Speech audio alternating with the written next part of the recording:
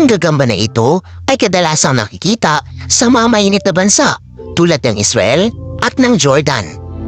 Ang haba ng kanyang paa ay aabot lang naman ng 14 centimeters, kung kaya't kinikilala ito bilang pinakamalaki na gagamba sa Middle East at isa naman sa pinakamalaking gagamba sa buong mundo.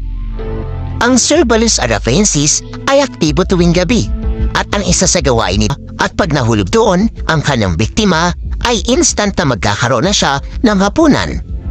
Sa uri ng gagamba na ito ay mas malaki ang mga babae kung ikukumpara mo ito sa mga lalaki. Number 9. Grammostola. Kabilang na ito sa pinakamalalaking gagamba sa buong mundo. Ngunit ito ay categorized pa lamang ng mga taga South America as medium-sized